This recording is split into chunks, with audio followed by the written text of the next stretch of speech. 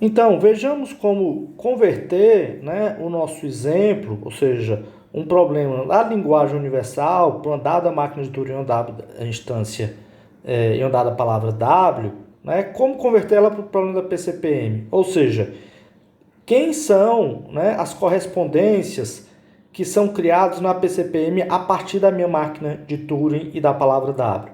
Primeira correspondência que eu crio, como a gente disse, a ID inicial, né? Ou seja, eu vou ter uma correspondência, né? Lembrando, a lista A sempre vai estar uma ID atrás da lista B, portanto eu crio um jogo da velha em cima e embaixo eu crio o jogo da velha e a minha ID inicial, né? Que era o estado Q1, né? Eu começava no estado Q1 e a palavra W, no caso da nossa palavra W era o 01, né? Boto o jogo da velha. Tenho um conjunto de correspondências para cada símbolo do meu alfabeto, né? Do meu alfabeto sigma. No caso, o alfabeto sigma era 0 e 1, eu vou ter a 00 a 11. E também adiciono o jogo da velha e o jogo da velha. Lembrando, essas correspondências, elas nos ajudam a completar a correspondência em cima, né? Do que a gente tem embaixo, a partir de uma transição, e na de baixo a levar o contexto para a próxima ID. Tá? Então a gente precisa dessas correspondências para completar a ID após uma transição, né? Ou seja, a partir de uma computação. Tá? E para cada uma das computações, né, a gente adiciona um conjunto de correspondências.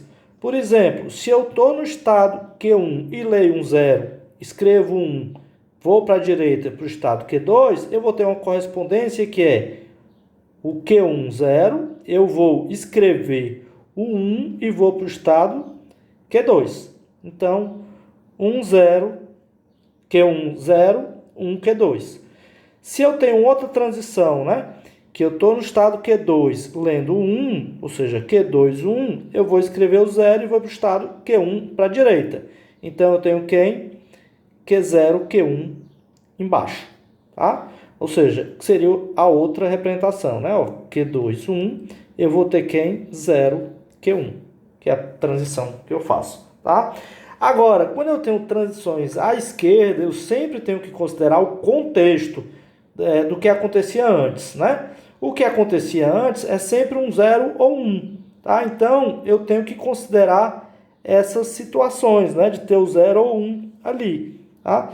Então, se eu estou, né, no Q1 e leio um 1, certo? Ou seja, eu estou no Q1 e leio um 1, eu podia ter um 0 antes dele, certo?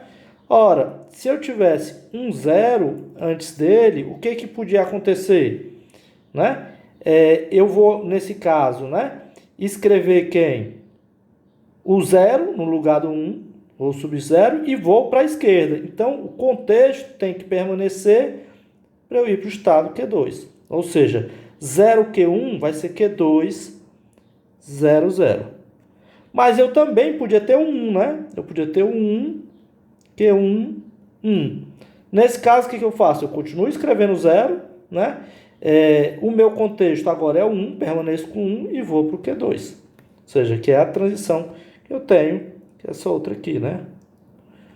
1, Q1, vai Q2, 1, 0. Tá certo?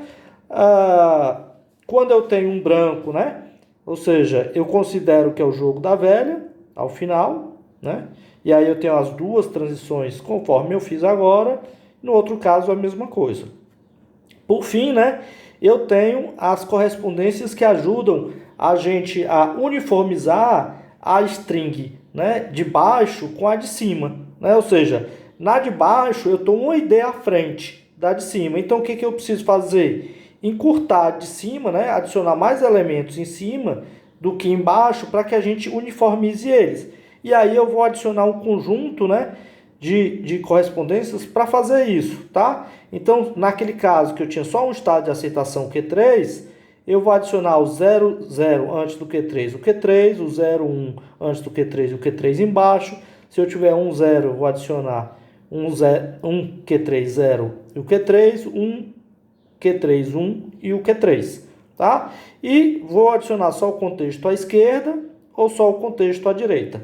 Tá? Então, essas correspondências ajudam a gente a fazer com que as duas IDs alcancem uma outra, né? Ou seja, que a ID, né, de cima ela alcance a ID de baixo, ou seja, a lista A fica igual à lista B. Ao final eu vou ter, né, precisar uniformizar ele e adiciono mais uma que é Q3, jogo da velha, jogo da velha, jogo da velha. E aí eu tenho as duas strings iguais uma à outra.